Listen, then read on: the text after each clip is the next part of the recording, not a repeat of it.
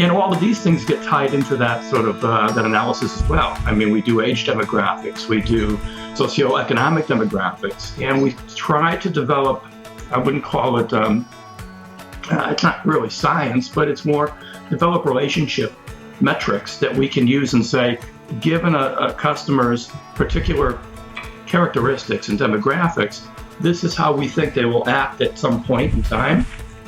So as they get close to the point at which they have the ability to just go to another provider, cable company we try to be proactive and reach out to that customer and offer that customer something that we think they will take and go, okay, yeah, maybe I'll stick around and sign another contract.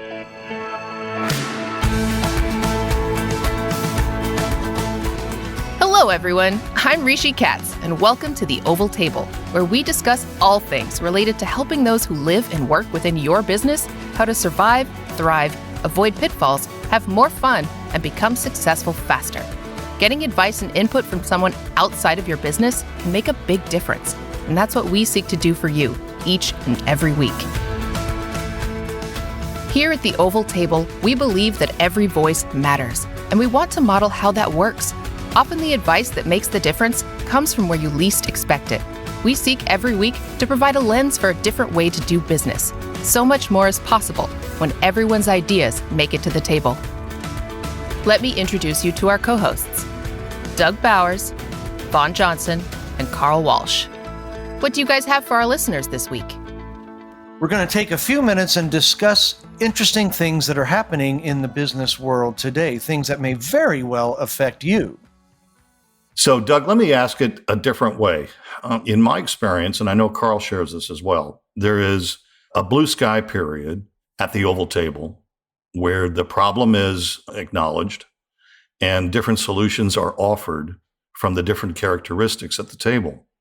And then you have that awkward sort of moment that says, all right, we've decided that we want to do something, and now we need to execute. And execution is kind of, there's a transition between blue sky and execution. In my career, I've worked for managers and companies that have a culture or tendency to say, go do this. And there's no discussion about additional resources, no budget, no milestones, just go do it.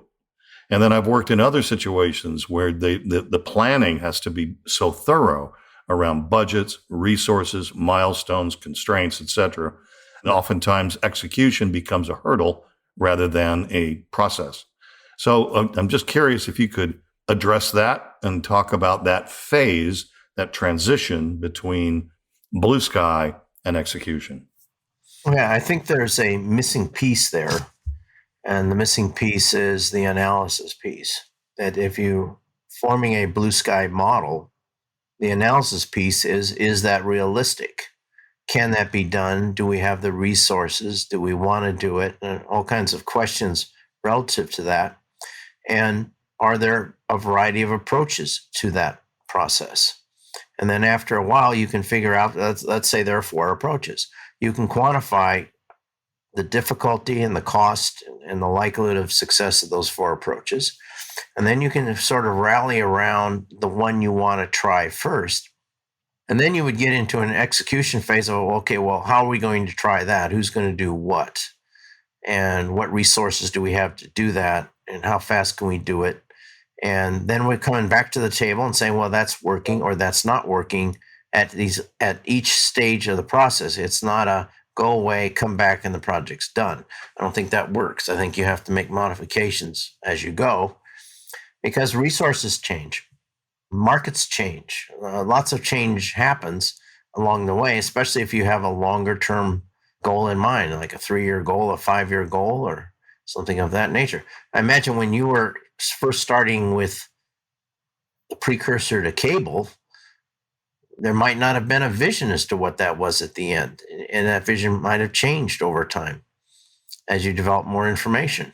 So I think you have to do that analytical stage there in order to try and figure out. And what happens around the table, if somebody says, well, we should do this. Okay, well, let's see now, how's that going to go? How much is that going to cost? How are we going to get that done? And start to actually prove out whether that can happen or not. And if you prove out it can't happen, then you ask, what can happen? What should happen? What do we want to do? Is what we're proposing actually going to get us where we need to go? So that's that analytical stage that needs to get in there. And then you need to have constantly reviewing what you're doing. Are we still on track, or do we have a different objective based on new information? Are we going to pivot to something else? One element that I think is frequently overlooked in the analysis part, at least in my experience, is that looking at, do we have elements in place that we can leverage towards getting the project done? Sometimes vendors don't want to hear that, but because they want to sell you something new. And of course, I would too. But sometimes, in fact, frequently, we have elements in place that give us a jumping off point, something that's already functioning. We already understand it. It's already in place. And that can help get you further along quicker in the job. And as I say, in the analysis phase, that's often overlooked, and it shouldn't be. Well, the principles of the lean movement that's been going on in the last few years of trying to get to a minimum viable product as quickly as possible to test it and see whether anybody even cares.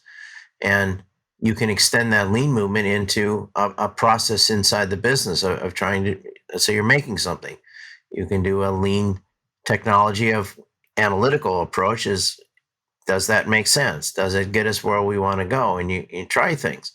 And some of the things work, some of the things don't. But the knowledge increased.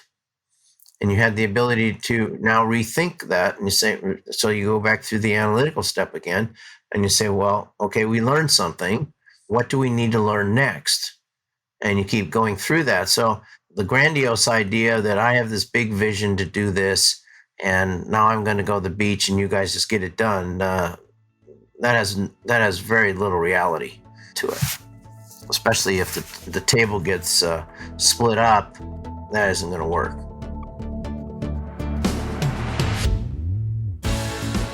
If you're enjoying this podcast, wait till you get your hands on Doug's book, We Are Alpha Dogs, available on Amazon and wherever books, ebooks, and audiobooks are sold.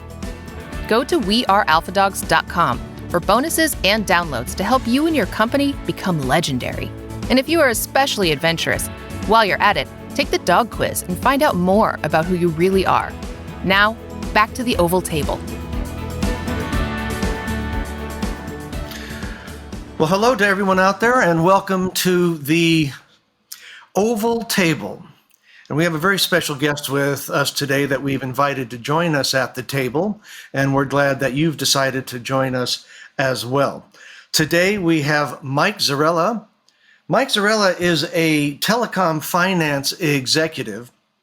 He's got 30 plus years experience, but one of the things that we really love about Mike, and that we will certainly tap into, is he thinks beyond what's in front of his face. And he has no problem suddenly going up to 36,000 feet and giving us that great view of what's going on around him and his industry. Well, welcome, Mike. Well, thank you, Carl. Nice to be here. Mike is coming to us from Miami. He's actually a transplant from the New York, Connecticut area, but you've been in Miami now for, well, quite a few years, haven't you, Mike? A little over 5 years. Yeah. So he's definitely settled in there. First of all, For the time being. yeah, yeah, very good. So I just want to ask you real quickly, what are you seeing in Miami? What's the economy like down there? So the economy has really come back. Miami was hit early on because of its placement, sort of the, if you will, the Latin American capital of the world. And the cruise industry is based primarily here. And so we got hit hard and fast in February, March of last year. So a lot of things shut down.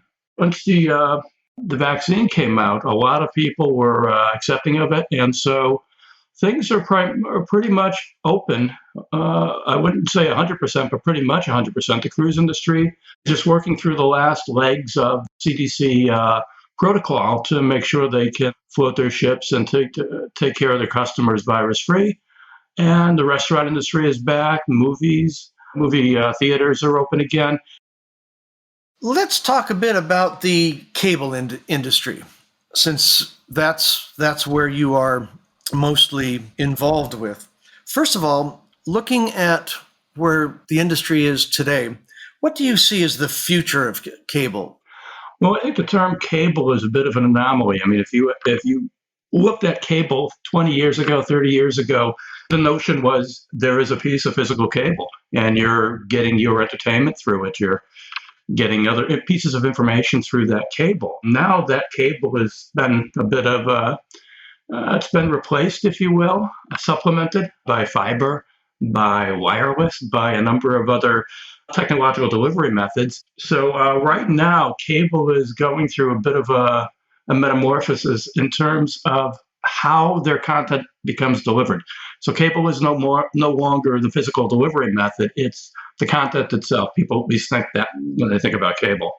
So you ask somebody about cable, and a lot of times they'll throw in content that they're getting through Netflix or through Hulu or through Amazon or through Disney Prime or Disney Plus. And so the industry is really working through how they, on one hand, allow those new methods of delivery to ride over their networks because their customers do want these options, and at the same time minimize the cannibalization to their existing traditional cable base.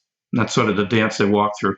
I think for the most part, the cable industry itself is probably well positioned because as content moves away from traditional cable network over to the internet, over through broadband, cable operators also, for the most part, provide that broadband to the customer base as well. So in a lot of ways, it's really just thinking through how you rebundle the products that you're selling your customer, how you reprice them, and how you work through that migration. And then the big question is going to be what happens in 4 or 5 years from now as we see 5G wireless broadband start to promulgate.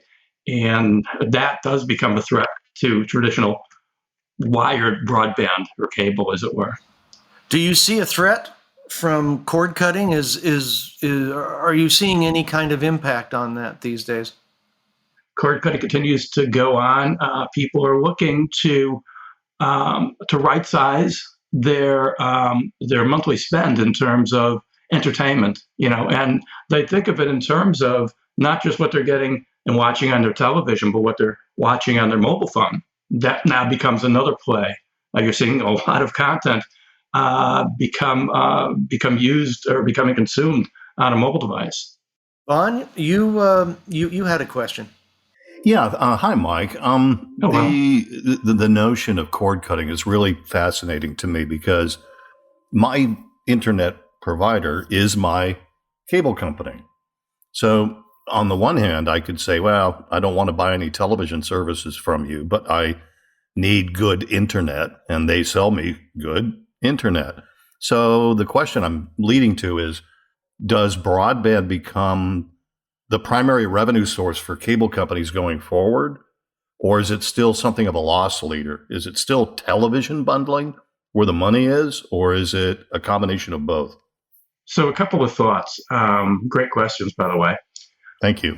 So video content generates, about the same amount, maybe a little less of revenue than the broadband does typically. So if you think about a cable operator and their average subscriber pays, I don't know, 80, 90, $100, whatever it is.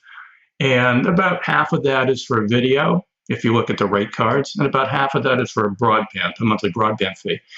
The economics, though, are decidedly different. So on the video side, whatever you're charging a customer for video, you write at least 50% of that off because you have to pay the programmers.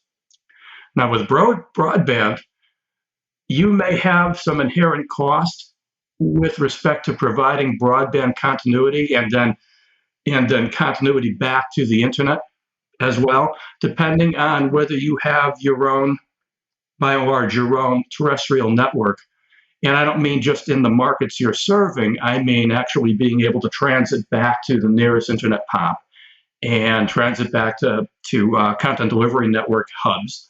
So to the extent that you have a lot of fiber and you have a lot of relationships and you have a lot of dark fiber, for instance, and you own it, you're not leasing it, then the economics on the broadband side could be 80, 85, 90% margin.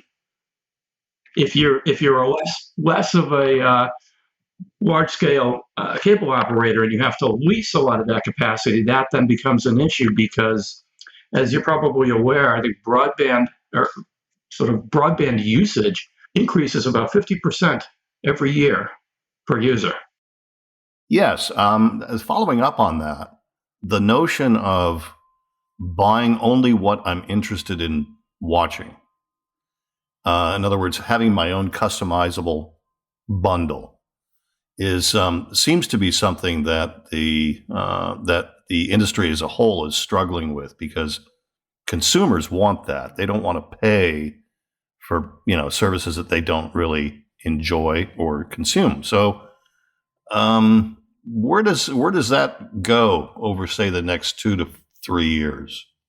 So this has been something. It's been a sort of an evolution over the past 10 years in terms of thinking about, I like the news. I like some sports, but I'm not a sports fanatic. I like movies. I like networks. I like TV shows. But something? I don't really watch a whole lot of ESPN. I don't have kids in the house, so I don't really need Disney either. The way the cable operators have, to date at least, managed that dilemma, if you will, we don't want everybody to cut cords and get just what they want, is they'll sell you a package that includes most of the stuff that you want. But by the way, you have to have ESPN and you have to have Disney. So they won't take those out of the popular packages. And then the consumer is stuck with, okay, yeah, I'll just take the basic package. I don't really watch it, but, I don't have a choice.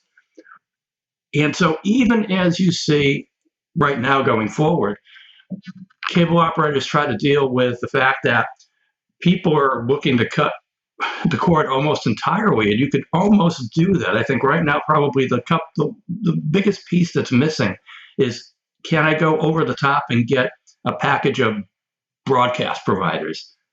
Is there a package over the top that I can pay one monthly fee and get my ABC, my CBS, my NBC, and my Fox? And I don't think there is right now today. You could go and buy them in pieces, but what happens is you start to build these big bundles, and then you're left with a monthly bill that's almost as big as just getting cable. And at the same time, at the back end, there's still work. They do this every month. We do it every month. You look at your cable package, you look at who's taking what, you look at who's dropping what. You look at the reason they're dropping those packages, you look at the price points, you look at what they're doing, what you think they're going to, what you think they're moving towards, and you try to adapt almost on a monthly basis your package. You take pro channels in, you pull channels out, you change the price points, you create sort of mini tiers or slim cable tiers, video tiers. And so you're actually looking to try to go after a strata of a myriad different user types within your customer base. And a lot of times what cable companies, and we see wireless, I'm in wireless as well, and see wireless companies do this, is they'll stratify their customer base based on a number of different criteria, demographics, user stats, and then they'll create cohort groups and just study those cohort groups over a course of, 6 months, a year, 2 years, and then take that learned experience and bring it back and then start to rejigger their packages and their bundles and their pricing based on that. Why is it, is there a business reason why every bundle contains certain channels like ESPN? Is it because ESPN is so expensive that the cable company kind of needs to push it out to as many subscribers as possible? Or is it just because ESPN is the most popular channel? But it seems like there isn't a bundle that you can buy that doesn't include certain channels. It's a good question. The answer is ultimate economics.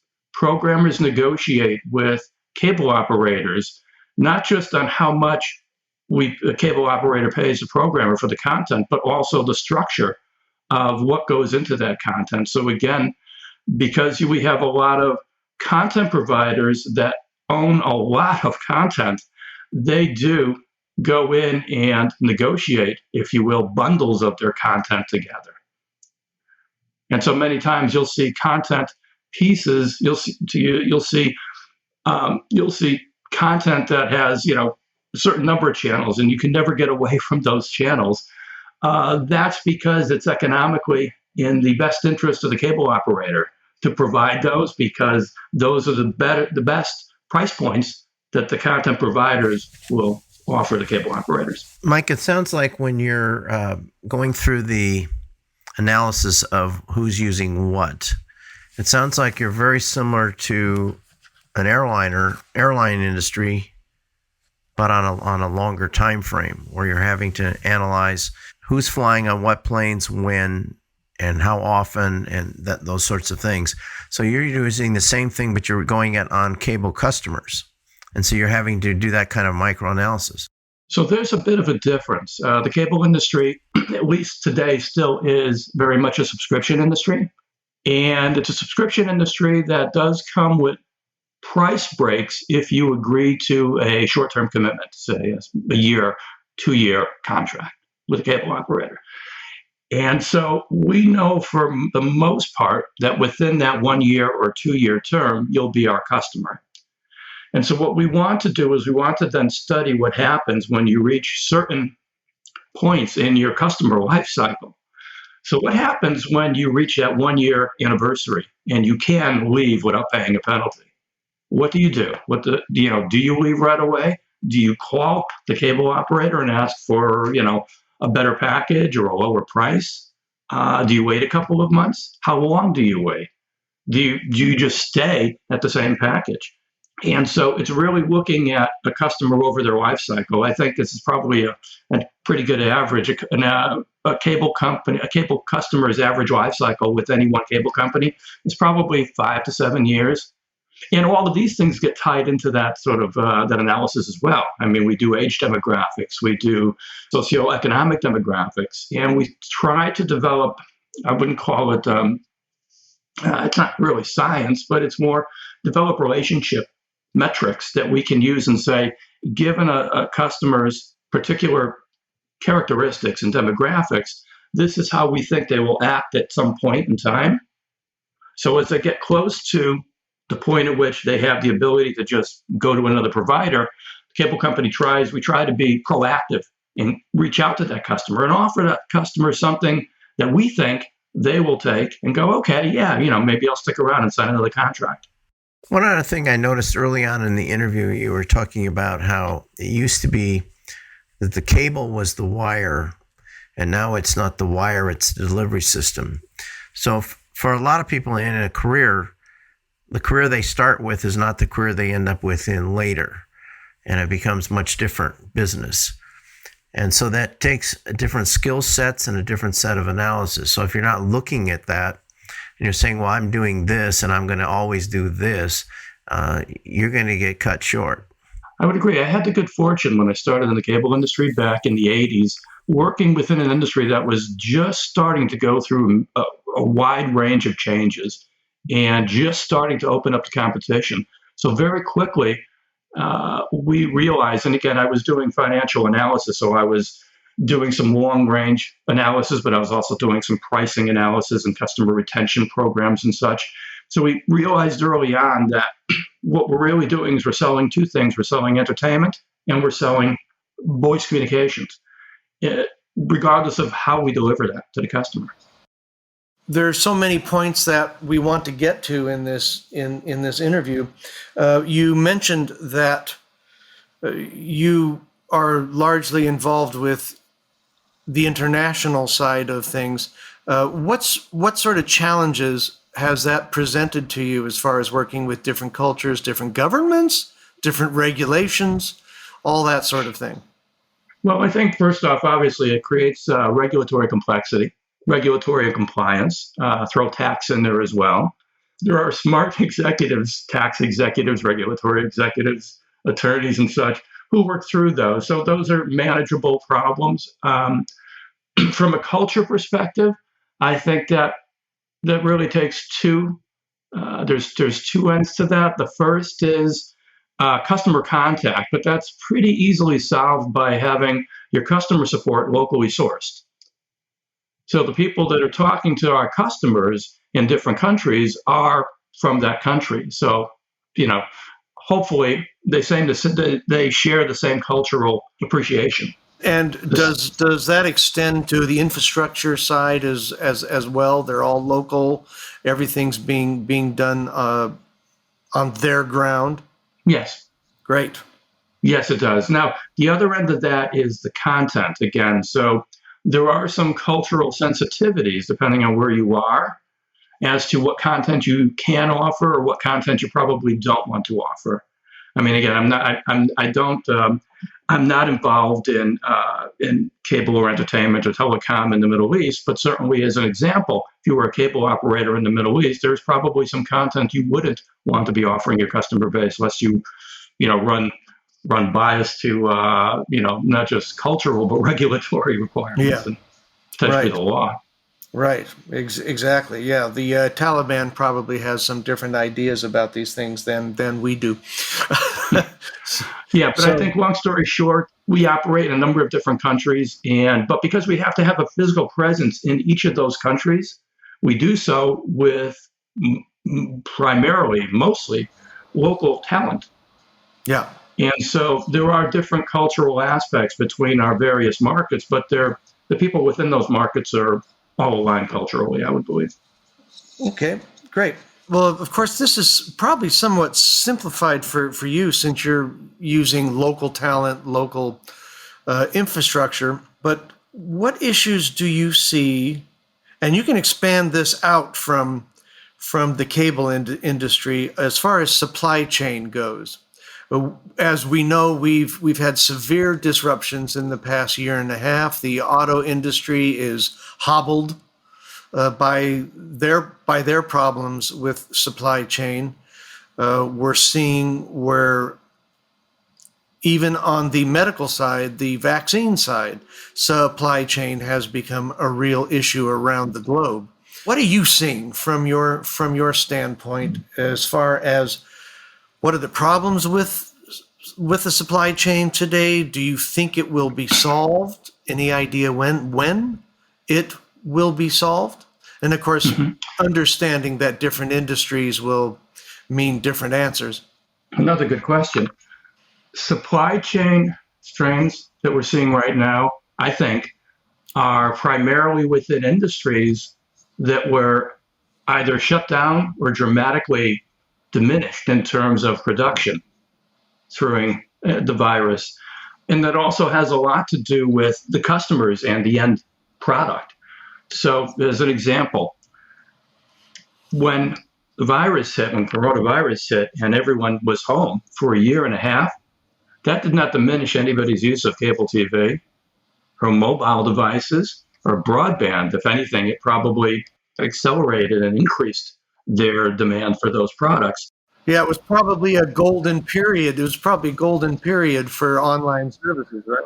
Well, yes and no, and I'll get to the no in a minute. But specific to supply chain, because of that, the technology providers, the guys creating the internet routers, the guys creating the fiber, the guys creating the connectors for the fibers, the guys creating cell phones, the guys creating cell towers and cell sites, and all that technology that goes into the internet as we know it, they saw that demand was going to continue, so they had no reason to slow down.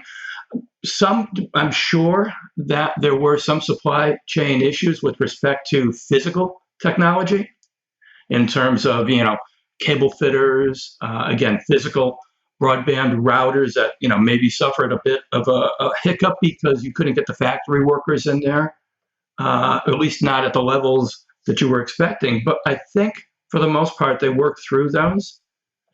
But it wasn't as if, you couldn't create lumber. It wasn't as if, or you didn't have the demand for lumber initially, and you didn't have the workforce there to to create that. I think the same thing, in the automobile industry now, we're seeing shortages of used cars and also not new cars, but used cars because people hold out to their cars because they weren't out shopping. So I think you're right, different industries, there's different experiences with respect to supply chain issues.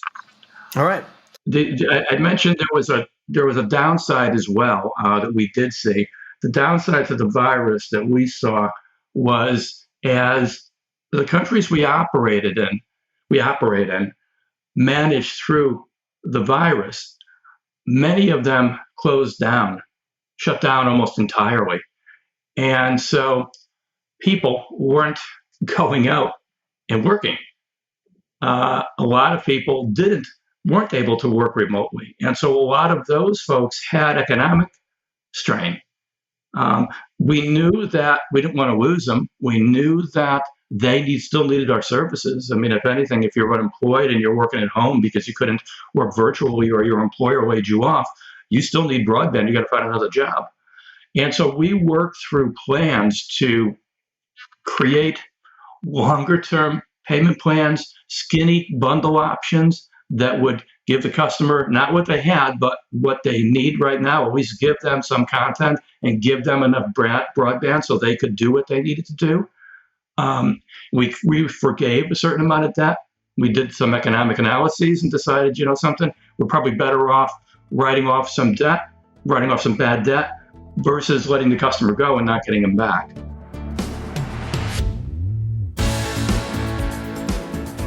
Wow, what a great conversation. Alpha Dogs are always the first in line for the good stuff. So remember to download your favorite episodes at theovaltable.com. Stay up to date by subscribing and review us on Apple Podcasts to let other top dogs know how much you enjoy these conversations. Now, let's go back to the Oval Table to hear what impressed the guys from the interview. Well, I think the main thing that we got out of this interview is how companies interact with their customers and how they provide a service that the customer needs, while at the same time taking care of their own needs, and how the customer interacts with that service that they offer. And so there's this constant give and take and flow and interaction between the company and the customer.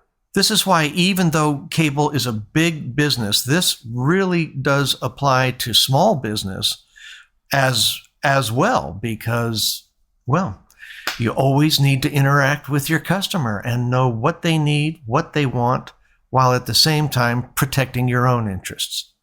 For me, that's an industry that I've always been fascinated by for a couple of reasons. First, cable is a legalized monopoly, meaning that, you go into a city as a cable operator and you bid to become the de facto provider of cable services for that community. So that's why, if you move from one city to another, you might be disappointed to learn that the cable company that you were with at the previous residence is not the same cable company that you are now going to be interacting with. So that's one thing.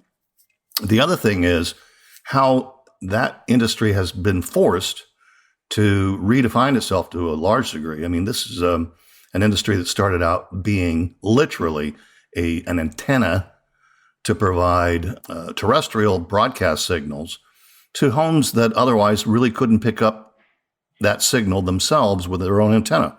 So that's where it started. And then you have Ted Turner coming in and introducing the superstation concept, where a television station in Atlanta, that was his, is broadcast across the country via satellite to cable companies around the country.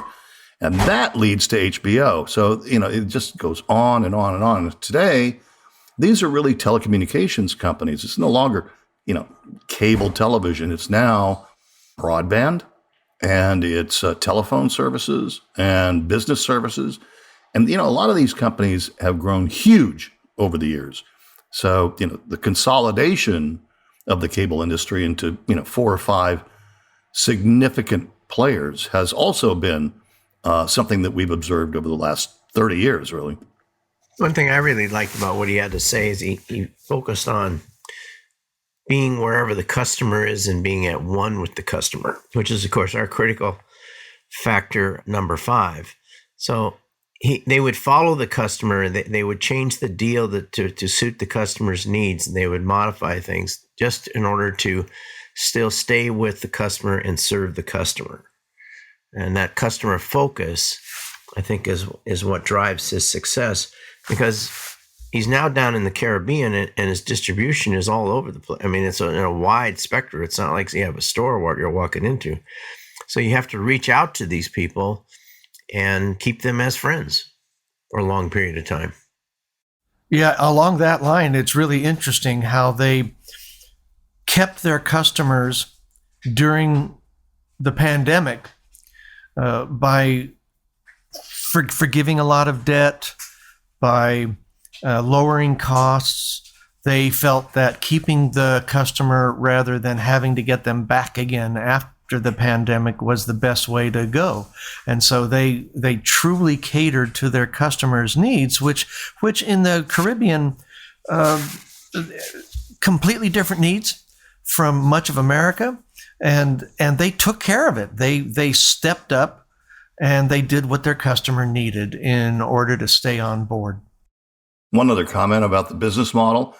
Broadband has become everything in this country and around the world. So these are now the almost de facto broadband supplier to the residential population from a city to city basis. Now, that wasn't just because broadband became a separate product that they could charge for, but it was also because of the cord cutting phenomenon. And the way these cable companies have survived is that they've enabled their own cord cutting. They've enabled the ability for a customer to decide not to take a set-top box, but instead to watch television through a Roku device or an Apple device or an Amazon device and not, subscribe to traditional cable packages.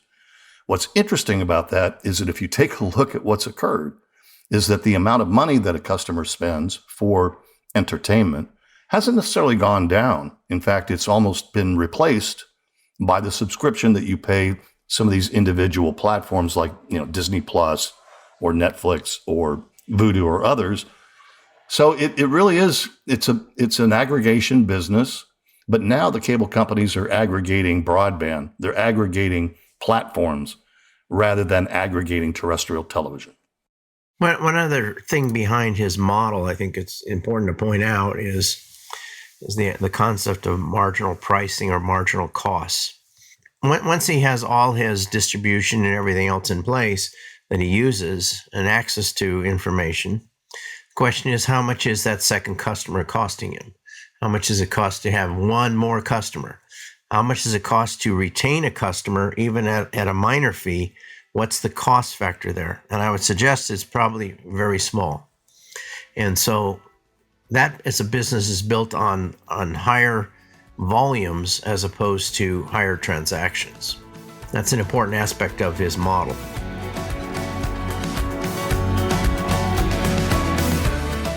No podcast like ours would be possible without the help of some talented people behind the scenes. We would like to thank Audavita Studios and their director of podcast production, Sean Hedinger, recording engineer David Rosenblad, staging and show production David Wolf, social media Jay Spang, artist Marsha Carrington, and for our transcriber, Jamie Karras.